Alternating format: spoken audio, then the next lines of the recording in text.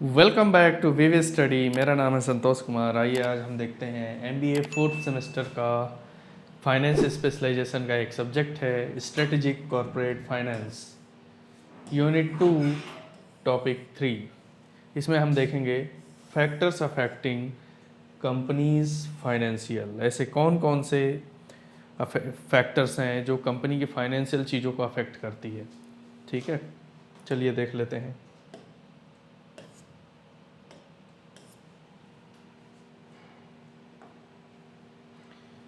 वित्तीय नियोजन क्या है?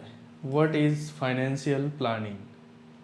वित्तीय नियोजन किसी भी व्यवसाय का एक बहुत ही महत्वपूर्ण हिस्सा है। इसका सीधा सा मतलब है कि व्यवसाय के लिए पैसों का सही अनुमान लगाना, पैसा सही जगह और कम लागत पर प्राप्त करना, और फिर उस पैसे का सबसे अधिक से अधिक लाभदायक उपयोग करना।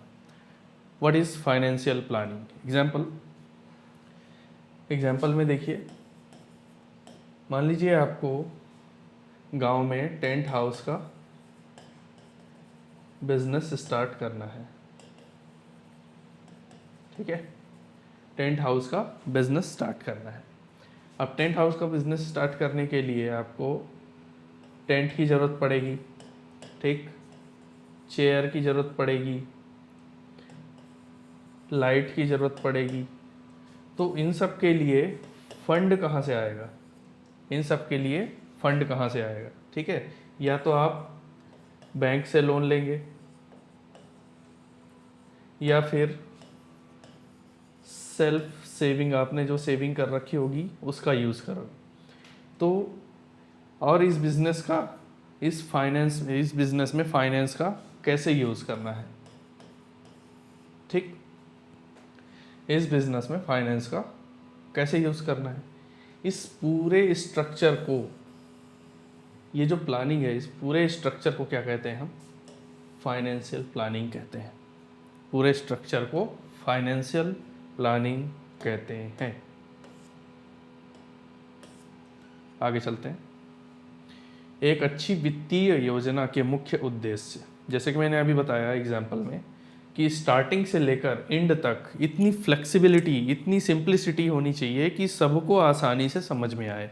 ठीक, एक बेहतरीन वित्तीय योजना में कुछ खास बातें होनी चाहिए, जैसे कि सिंप्लिसिटी होनी चाहिए। मैंने अभी पिछली स्लाइड में बताया, जो प्लानिंग मैंने आपको करके बताई वो एकदम इजी होनी चाहिए। सिंप्लिसिटी, योजना इतनी सरल होनी चाहिए कि इसे आसानी से समझा जा सके। बहुत उलझा हुआ वित्तीय ढांचा भ्रम पैदा करता हुआ नहीं होना चाहिए। ठीक है, ये नहीं होना चाहिए, मतलब इतना कठिन प्लानिंग आपको नहीं बनानी है कि सामने वाले व्यक्ति को समझ में ही नहीं आ रहा हो। ठीक है, पर्याप्त कोष, व्यवसाय के लक्ष्यों को पूरा करने के लिए हमेशा पर्याप्त पैसा उपलब्ध होना चाहिए। जैसे कि हमने प्लानिंग में बनाया था कि बैंक से लोन लेंगे, ठीक, या फिर सेल्फ सेविंग। आपके पास इतना पैसा होना चाहिए कि ज़रूरत पड़ने पर तुरंत पैसे हाथ से निकलने चाहिए, कि चलो ये इसकी ज़रूरत पड़ गई हमें, तो हमारे पास पर्याप्त कोष होना चाहिए, एक्स्ट्रा फंड होना चाहिए हमारे पास। ठीक है, लोचपूर्णता, फ्लेक्सिबिलिटी, योजना कठोर नहीं होनी चाहिए, इसमें समय और हालात के अनुसार बदलाव करने की गुंजाइश होनी चाहिए। ठीक, कम लागत, पैसा इकट्ठा करने की लागत जैसे बैंक का ब्याज कम से कम होना चाहिए, ताकि व्यवसाय पर अनावश्यक बोझ न पड़े। देखते हैं फ्लेक्सिबिलिटी क्या। जैसे कि आपने टेंट का बिजनेस स्टार्ट किया, ठीक है, टेंट का बिजनेस स्टार्ट किया है, टेंट हाउस का, और अचानक आपको कैटरिंग का ऑर्डर आ गया। तो आपके पास इतनी फ्लेक्सिबिलिटी, इतना पर्याप्त फंड होना चाहिए कि इस अपॉर्चुनिटी को क्या कर सको, एडॉप्ट कर सको और तुरंत के तुरंत पैसों का इंतजाम कर सको। इतनी फ्लेक्सिबिलिटी होनी चाहिए। तो ये थे कुछ मुख्य उद्देश्य फाइनेंशियल प्लानिंग के। चलिए आगे चलते हैं। व्यवसाय में पूंजी के प्रकार, टाइप्स ऑफ कैपिटल। व्यवसाय को चलाने के लिए मुख्य रूप से दो तरह की पूंजी की आवश्यकता होती है। कौन कौन सी? एक फिक्स्ड कैपिटल और एक वर्किंग कैपिटल। यह वह पैसा है जो लंबे समय तक चलने वाली संपत्तियों जैसे प्लांट, मशीनरी, जमीन, भवन और फर्नीचर को खरीदने में लगाया जाता है। यह पैसा व्यवसाय में एक तरह से ब्लॉक हो जाता है, इसलिए इसे अवरुद्ध पूंजी मतलब ब्लॉक कैपिटल भी कहते हैं। ठीक, क्या कहते हैं इसे? ब्लॉक कैपिटल भी कहते हैं। अब देख लेते हैं वर्किंग कैपिटल। यह वह पैसा है जो व्यवसाय के रोजमर्रा के कामों के लिए चाहिए। इसे परिक्रमणशील पूंजी, सर्कुलेटिंग कैपिटल भी कहते हैं, क्योंकि यह पैसा व्यापार में लगातार घूमता रहता है। अभी हम देख लेते हैं फिक्स्ड कैपिटल और वर्किंग कैपिटल को मर्ज करके एक एग्जांपल बना लेते हैं। ठीक, मान लीजिए आपने इको फ्रेंडली लीफ प्लेट का बिजनेस आप स्टार्ट करते हैं।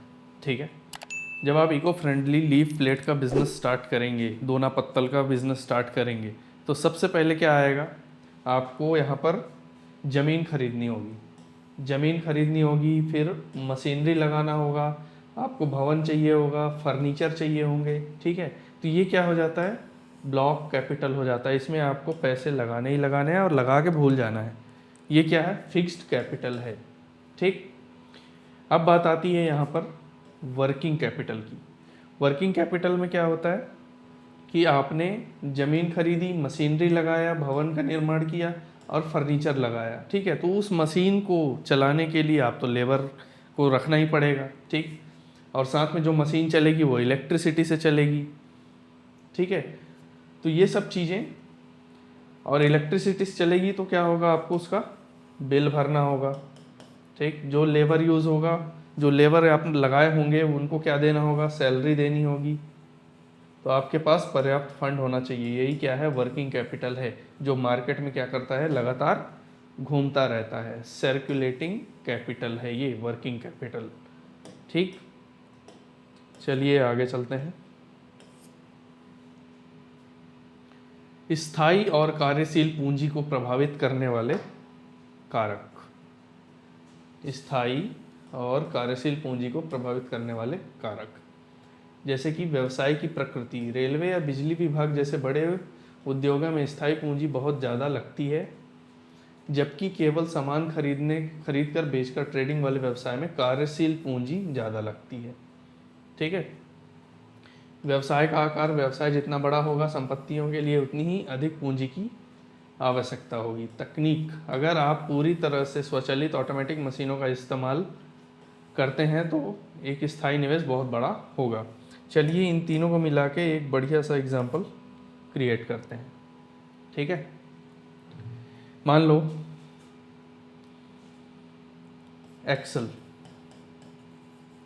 एक्सेल फूड एक कंपनी है। ठीक है, ये क्या बनाती है? ब्रेड बनाती है।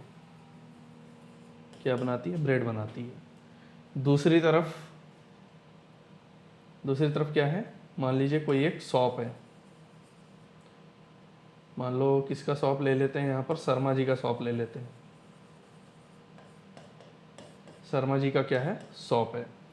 ये क्या करते हैं? इनकी व्यवसाय की प्रकृति क्या है? इनकी व्यवसाय की प्रकृति क्या है? ब्रेड बनाना।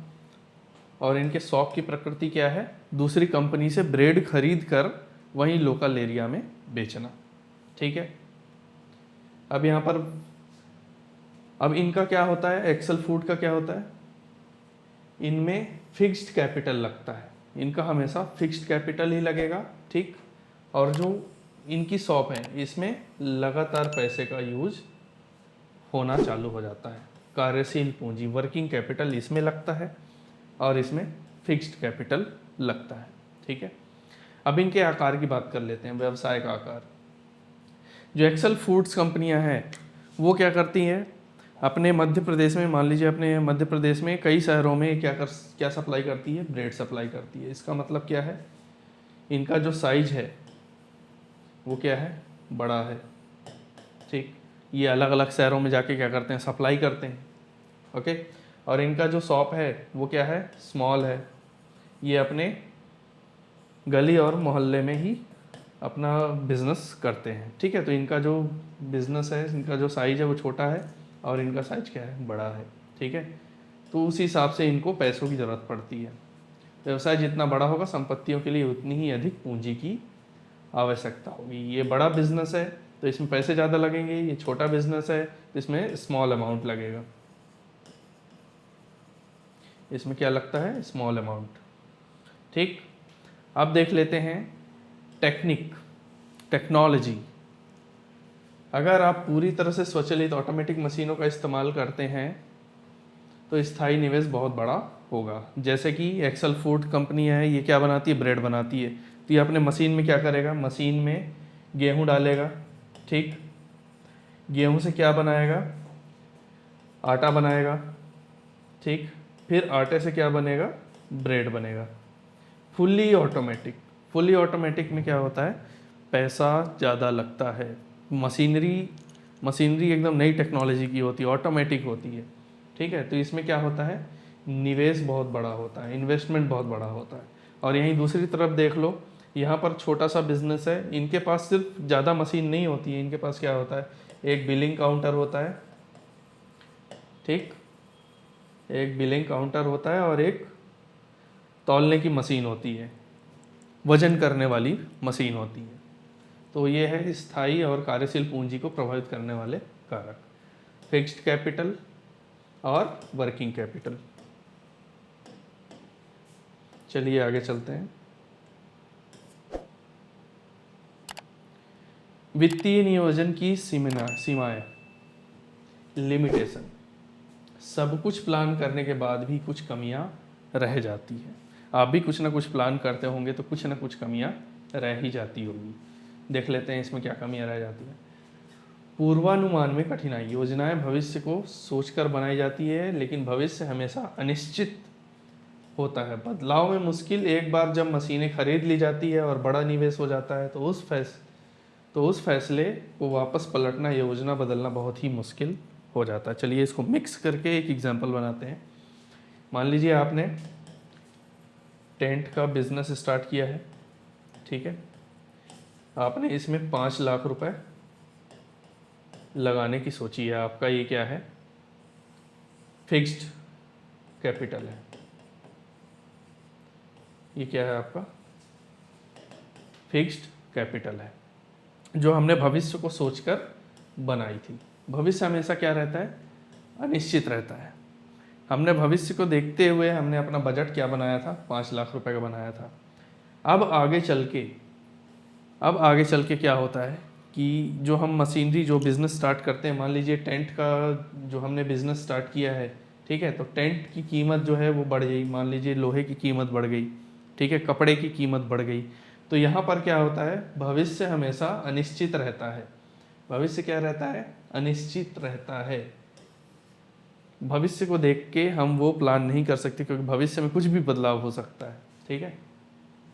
और उसके बाद इसको बदलना बहुत ही मुश्किल हो जाता है। इसको बदलना, वापस पलटना बहुत ही मुश्किल हो जाता है, ठीक है।